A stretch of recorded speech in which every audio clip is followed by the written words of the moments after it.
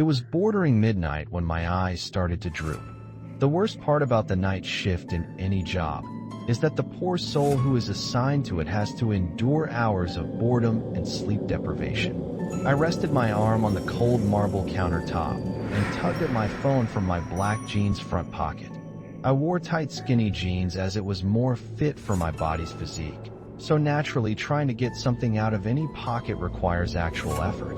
I pulled out my phone with so much force that in an instant it popped out and flew directly out of my hand. It toppled to the hard-paneled floor and cracked. I sighed and picked it up off the ground. Just as I thought, it had cracked from the top right of the screen straight down the middle. I swore a string of curses under my breath and set it on the countertop. It was one of 3 instances in which I actually was given the night shift at the local bar I generally worked at for a bit above minimum wage. I was 23 years of age and had just gotten out of college.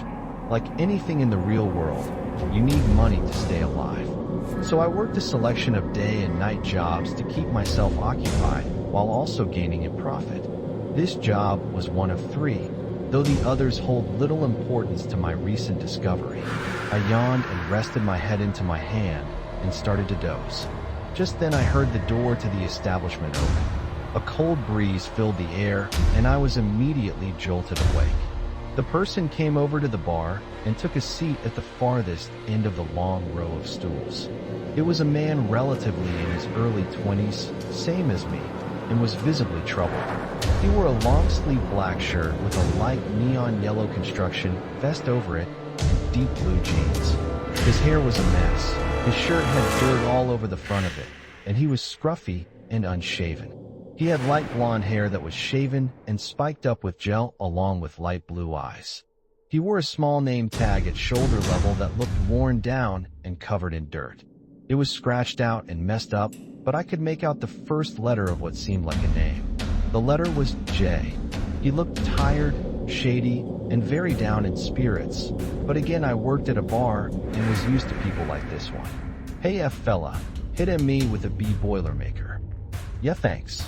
His voice trailed off in a grumbled mess of whispers that I couldn't make out. I gave him a sturdy nod in before he rested his head on the counter. I took my phone into my front pocket and prepared his beverage.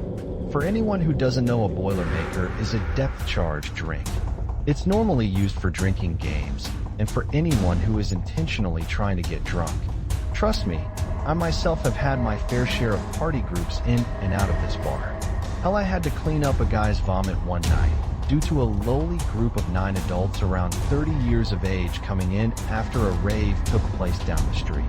I finished preparing the man's drink and placed it down on the counter in front of me. I looked around, but the man was nowhere in sight. I heard nothing and noticed that nothing was out of place. The only thing that managed to be different was there had been no man where there was before. I looked around confused with the drink resting on the counter in front of me. I shrugged and grasped the drink in my hand, preparing to drain it into the sink. When I turned my back, I heard a loud sneeze. I whipped around, and there he was. The man sat at the counter again, only he was closer this time. He looked at me, and with a sudden realization his drink was prepared, and looked at me with a questionable expression on his face. I was startled and confused. The man that had appeared right in front of me wasn't there not even 2 seconds ago. I blinked a few times and slapped myself lightly. He was still there. I shook my head and passed him his drink, apologizing for my odd behavior. I returned to the other side of the counter and stared at the clock on the wall near the TV propped at the far end of the bar. 12:17. I thought deeply about what it was that had just happened. The man sitting on the far right counter had disappeared and then reappeared. I sat there for a few minutes, and in my peripheral vision, I saw the man place his head down on the counter, drink empty. I looked up and saw the man sitting there on the stool. I paused for a second and looked at him, unmoving. The man's chest rose ever so slightly, then fell equally. I took a good look at him before agreeing to myself that I would let him rest there. I went back to my own thoughts and pondered over them piece by piece, though before I locked onto a possible solution, my thoughts were interrupted. I felt weird, like when you know someone is watching you, as if you can feel their eyes on you. I looked up to where the man was, and what I found startled me. The man wasn't there. I looked around the room, and nothing was there. Only the empty glass in which I had prepared his alcoholic drink in a few minutes ago. I closed my eyes tightly and leaned against the back counter. When I reopened them, what I found was bone-chilling. The man sat in the stool directly in front of where I stood. That wasn't even the worst part. He sat there, hands flat on the counter, staring at me. He just sat there unmoving. No sign of breathing, nor did he blink. His eyes kept strong and straight contact with my own. The man sat there like nothing else mattered except for his eyes meeting my own. At this point, questions filled my mind. How is he sitting in that spot? Where did he even come from? When did he move? If he moved, I definitely should have heard him, right? What in the hell is even happening to me? Am I crazy? Am I dreaming? I slapped myself a few times in hopes of, I don't even know what, but I had hoped it would do something. Anything to get this man to stop staring at me. But to no effect, he was still there. Staring at me, staring at my eyes. His own eyes frightened me. People say that the eyes are the windows to the soul, but his were more like brick walls. Cold, solid, and lifeless. I looked back at the man, holding eye contact as I inched away from him slowly. His body sat still except for his head. As I moved, his gaze followed me along with his head. I reached the end of the counter and walked to the other side of the counter. Hey, sir? You all right? The man did nothing but watch me. I was about 3 meters away from him when he finally blinked. A wave of relief shrouded me, and I let out a deep breath that I didn't realize I was holding. It was a stupid guy playing a practical joke on me. My tensed-up body relaxed, and I walked my way back to my post behind the counter, keeping my eyes locked on the man, still weary but more at ease.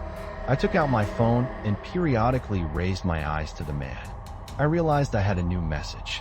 It was an unknown number that I hadn't recognized or ever seen before. I opened the message and it read, "Hey, this is John. Are you at work ATM? I need to talk to you. It's urgent." I was dumbfounded. John was a friend of mine that I hadn't spoken to in years. I was in high school the last time we spoke, and that was when I found him cheating on his girlfriend with another girl. Ever since then we stopped talking, but one thing made me sure I was crazy. Days after word got out that John cheated on his girlfriend, he was dumped and beaten by the second girl's boyfriend. John was despised by everyone at school. His parents weren't the most stable bunch, and they ignored him and his problems. Weeks after that, no one heard anything from him in the days that passed, until they found the body. John had killed himself that week, and the body had since started to smell and decay. And only one question begged my mind. Where was the man that sat directly in front of me?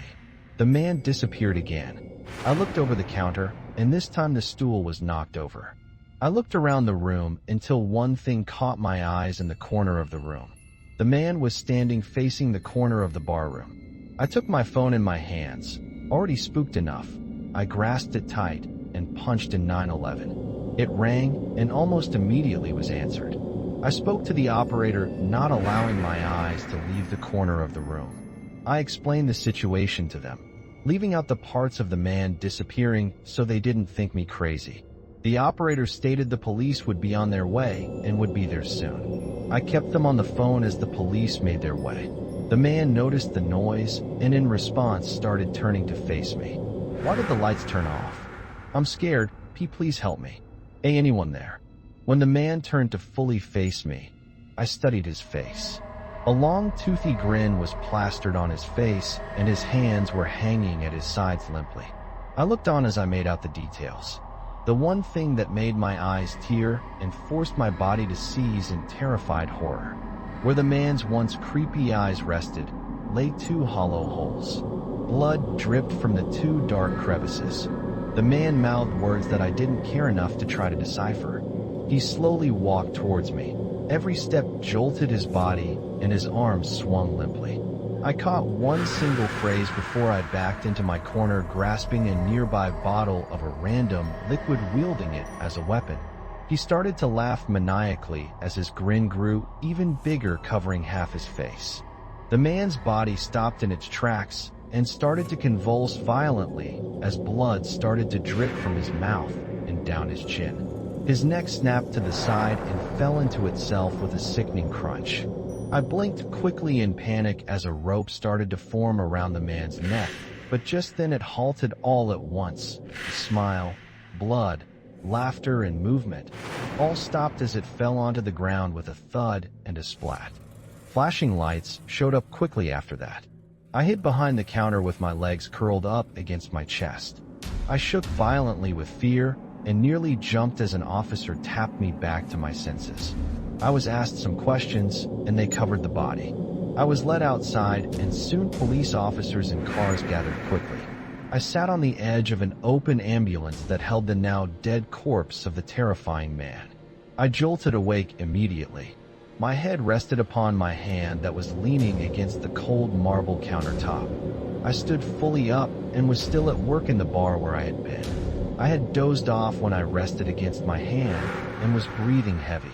I moved my hand to my pocket and brought up my phone. No new messages.